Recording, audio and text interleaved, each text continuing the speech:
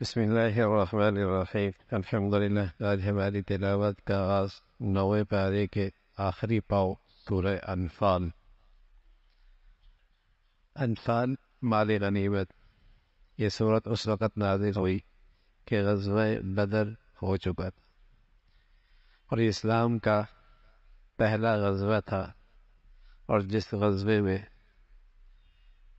3/3 بڑے لشکر پر اللہ نے مسلمانوں کو غلبہ عطا فرمایا۔ ان کی تعداد 313، دشمن کی تعداد 1000۔ وہ مسلح جتھا پورے اسلحے کے ساتھ، اور یہ تھوڑا سا تعداد معمولی سا سامان ساتھ تھا۔ 3 گنا بڑے لشکر کو مسلمانوں کے ہاتھوں سے شکست ہوئی۔ مال غنیمت سامنے آیا۔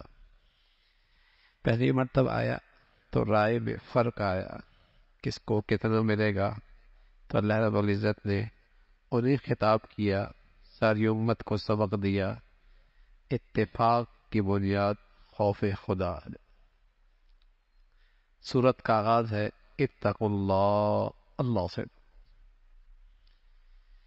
اگر اللہ کا خوف ہو اور فکر آخرت غالب ہو جائے تو بڑے جھگڑے بھی لمحوں میں ختم ہو جاتے، اور خوف خدا نہ ہو تو معمولی باتیں بھی جسے کہیں کہ نفرتوں کے پہاڑ بن جاتے۔ تو امت کو تلقین فرمائی اتقوا اللہ، اللہ سے ڈرو۔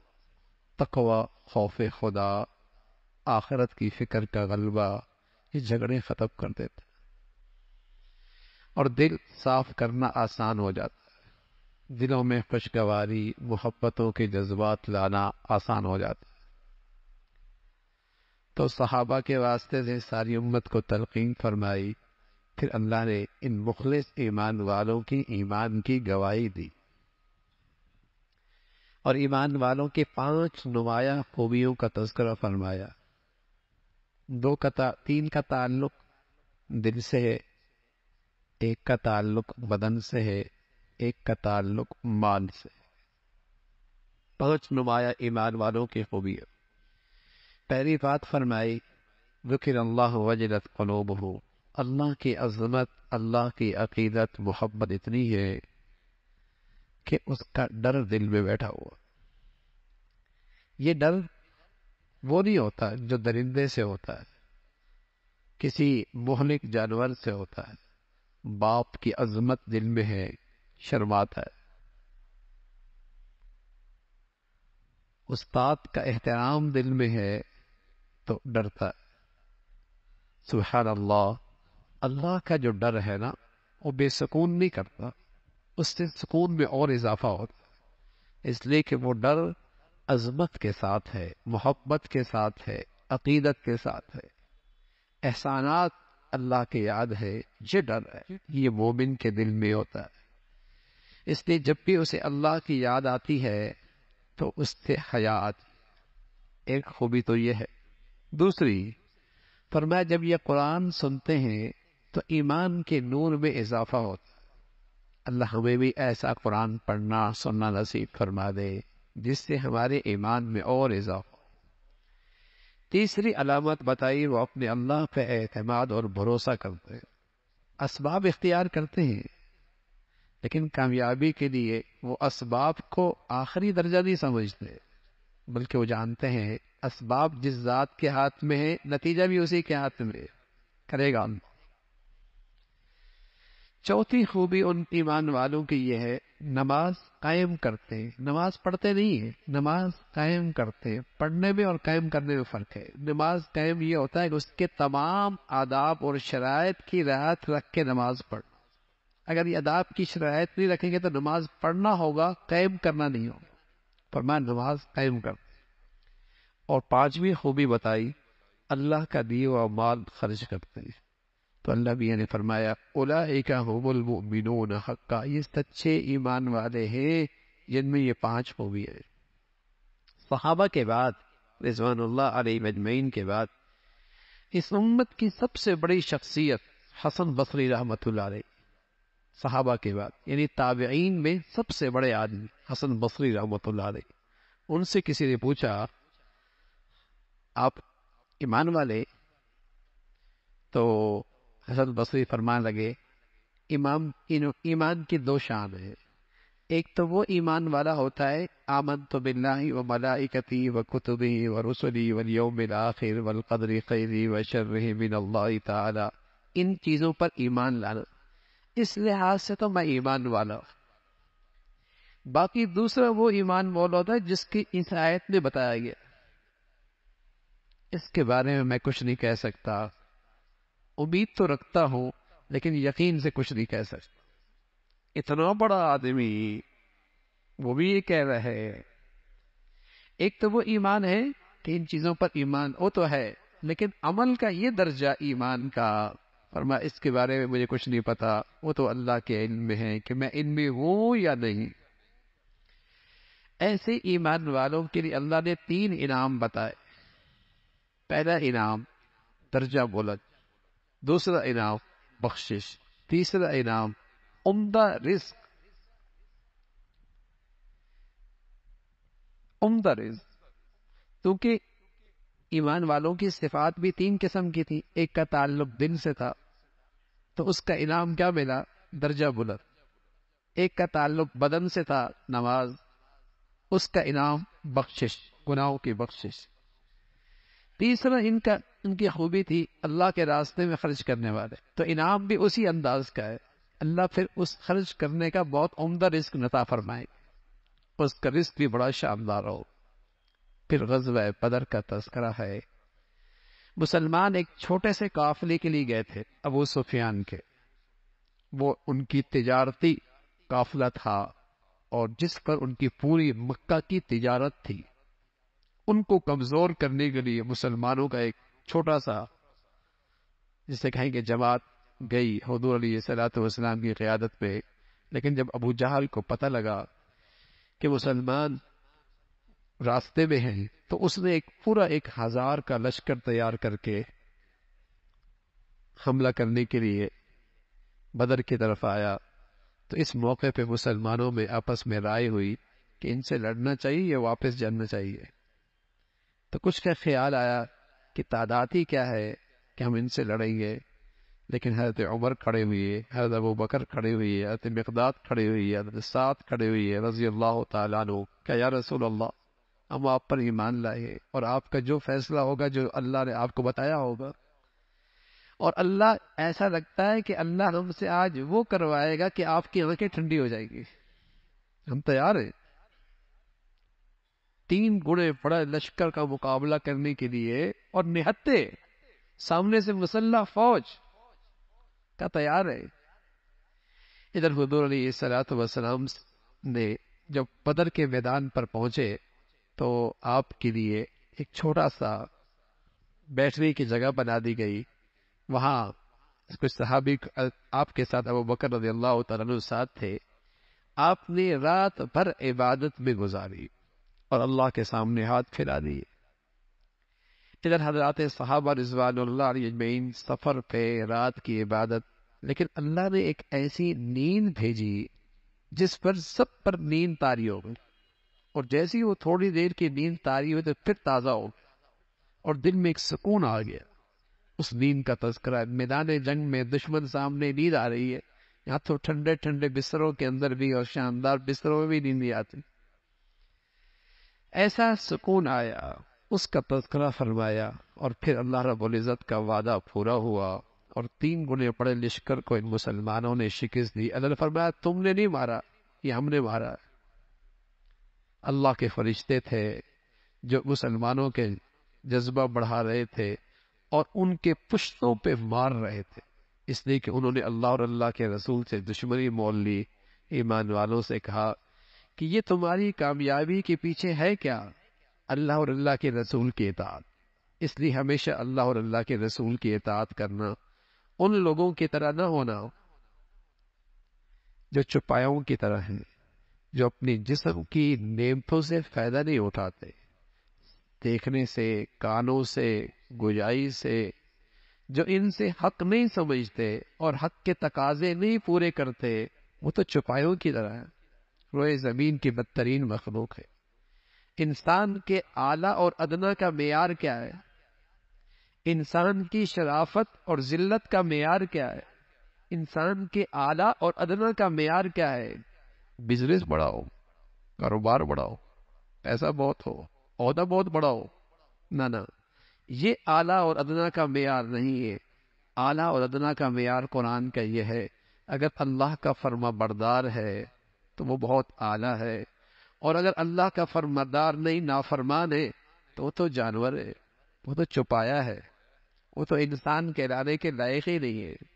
ان شر الدواب، زمین کے بدترین چپائے ہیں وہ، جو اپنی جسم کی نعمتوں سے فائدہ اٹھا کر اللہ کے نہیں بنتے، تو بدترین چپائے ہیں۔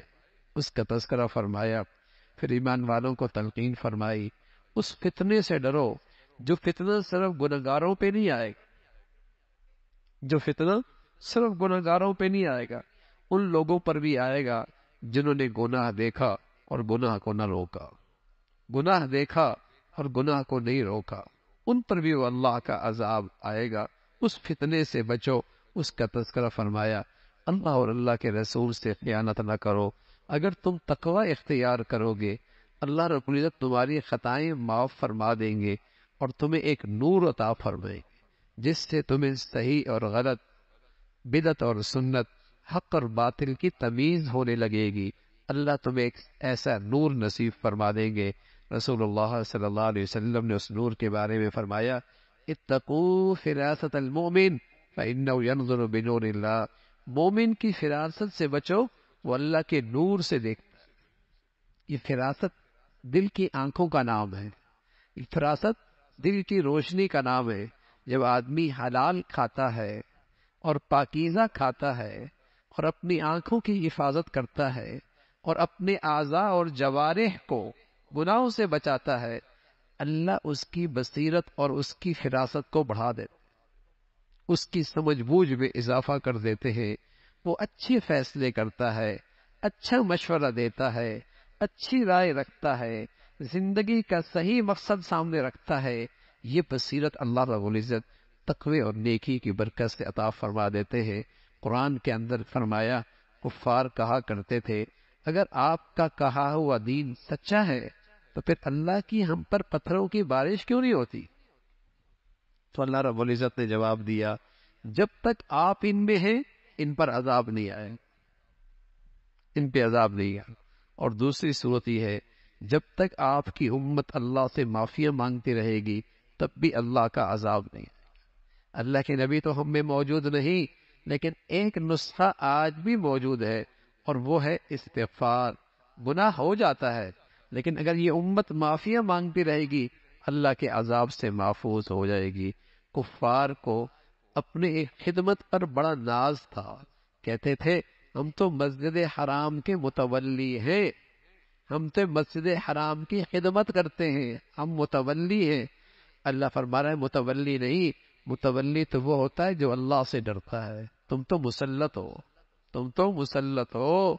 اصل متولی اللہ کے گھر وہ ہوتا ہے جو پرہیزگار ہو، جو اللہ والا ہو، جو نیک ہو، وہ متولی ہوتا ہے۔ باقی تو مسجدوں پہ لوگ مسلط ہوتے ہیں، مسجدوں کے جسے کہیں کہ مسلط شدہ ہوتے ہیں، تو انہیں اس بات پر فخر ہوتا تھا کہ ہم مسجدوں کی، مسجد حرام کی خدمت کرتے ہیں۔ اس کی مذمت فرمائی، ایک دن آئے گا جہاں اچھے برے کی تمیز ہوگی، اچھے برے الگ الگ ہو جائیں گے، اس کا تذکرہ فرمایا۔ پھر اہل ایمان کو تلقین فرمائی، جہاد اس وقت تک رہے گا جب تک کہ اللہ کا دین پورے طور پہ غالب نہ ہو جائے۔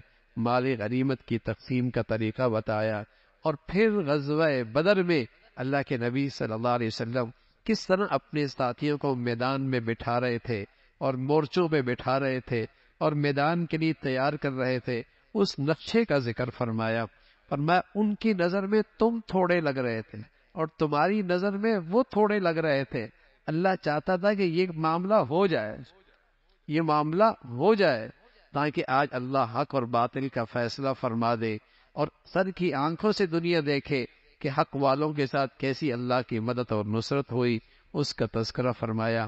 لیکن میدان جہاد میں کامیابی کے اصول بھی بتائے، اللہ کو نہ بھولنا، اللہ کو نہ بھولنا، اللہ اور اللہ کے رسول کی اطاعت کرنا، آپس میں اختلاف نہ کرنا، ثابت قدم رہنا، یہ سارے اصول بتائے تاکہ تم میدان کے اندر جمے رہو گے، پھر کامیابی تمہاری قدم چومے گی۔ سراقہ ابن مالک، اس کی شکل میں شیطان میدان میں آیا اور ان مشرکین کا حوصلہ بڑھا رہا تھا، لیکن اس نے جب فرشتوں کو دیکھا تو بھاگ نکلا اور کہنے لگا میں وہ دیکھ رہا ہوں جو تم نہیں دیکھ رہے، میں وہ دیکھ رہا ہوں جو تم نہیں دیکھ رہے۔ اس کا تذکرہ فرمایا شیطان اور بھاگا، اور پھر اللہ کے فرشتے ان مشرکین کے پشتوں پہ ضربے لگا رہے تھے۔ اسی طرح جب کافر مرتا ہے تو شیطان، اللہ کے فرشتے اس کے پشتوں پہ ضرب لگا رہے ہوتے، پٹائی کر رہے ہوتے اور سخت پٹائی کر رہے ہوتے ہیں۔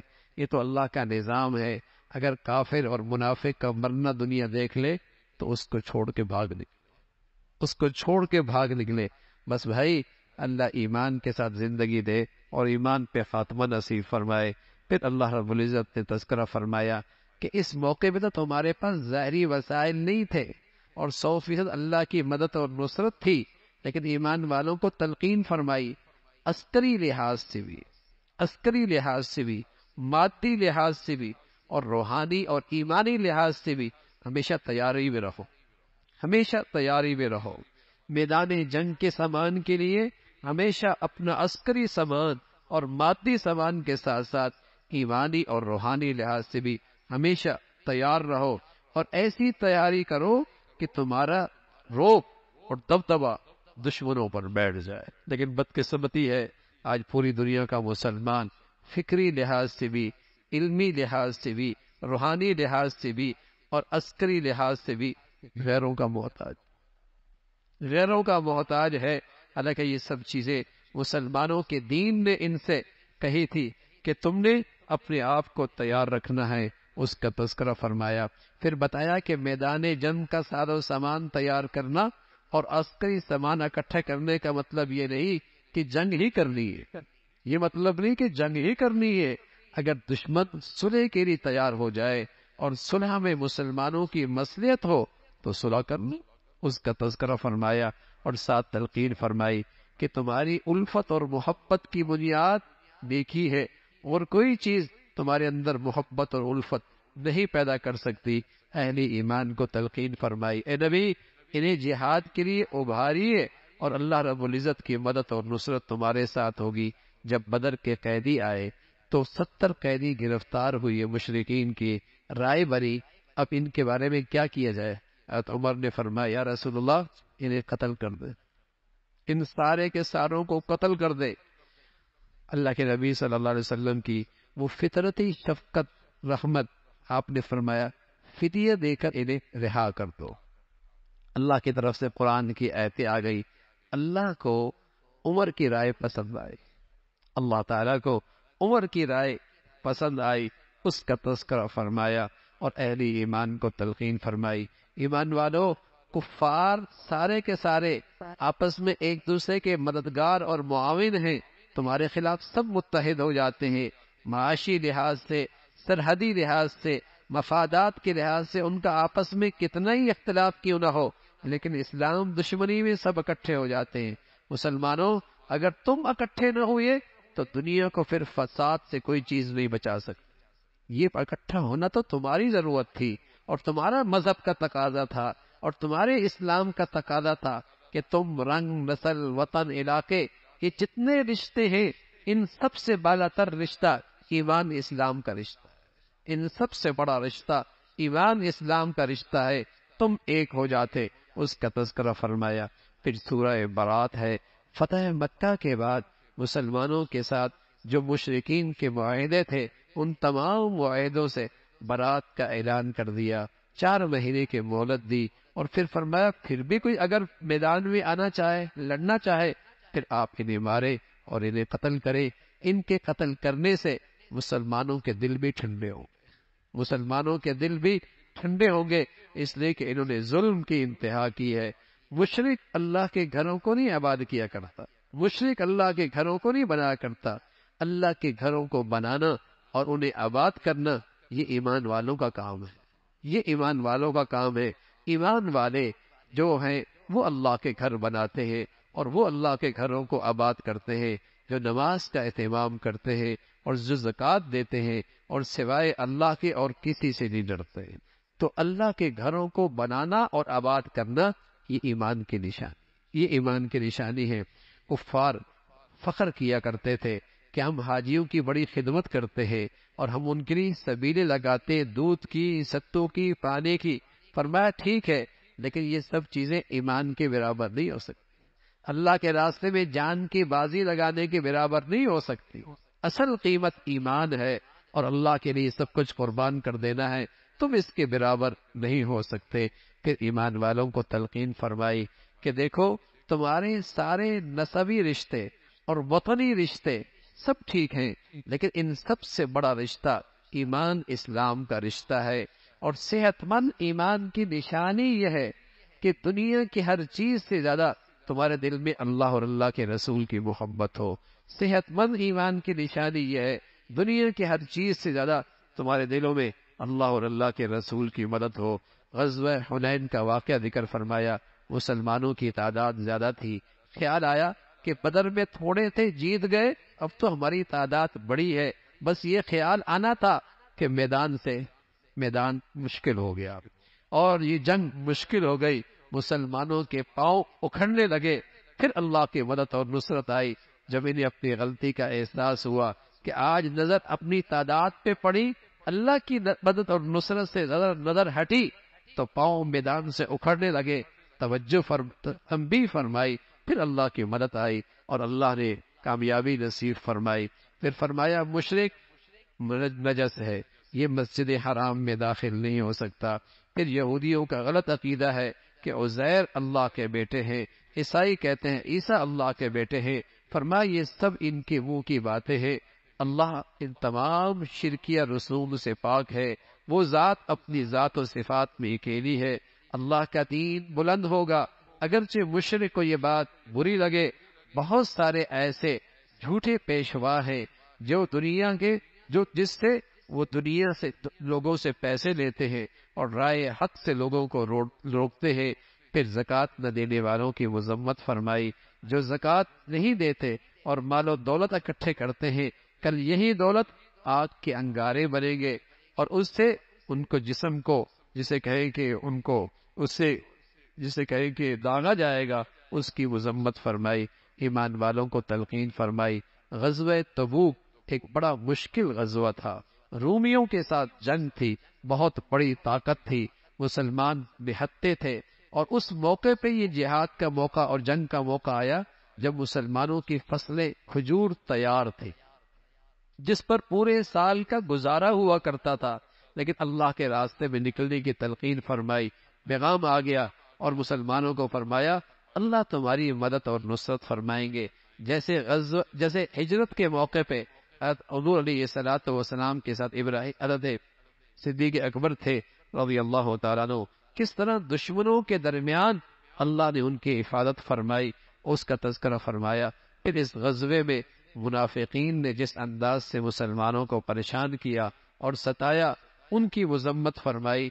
یہ بہانے بناتے ہیں اور جان بچانے کی فکر کرتے ہیں، اگر یہ ساتھ چلی بھی جاتے تو سوائے شرارتوں کے ان کا اور کچھ کام نہیں تھا، ان کا خرچ کرنا اللہ کے ہاں قابل قبول نہیں ہے۔ پھر صدقہ خیرات کے مستحقین کی ایک فہرست ذکر فرمائی اور اس کا تذکرہ فرمایا، یہ ہے اللہ کے راستے میں خرچ کرنے والوں کے مصارف، اور منافقین کا طرز عمل فرمایا کہ وہ برائی کی طرف بلاتے ہیں، اچھائی سے روکتے ہیں، اور ایمان والے مرد اور ایمان والی عورتیں ان کا وظیفہ یہ ہے کہ وہ برائیوں سے روکتے ہیں، اچھائیوں کی طرف بلاتے ہیں۔ آخرت میں ان کے لیے بلند مقام ہے، اور آخرت میں جسے کامیابی مل گئی حقیقت میں وہی سچی کامیابی ہے۔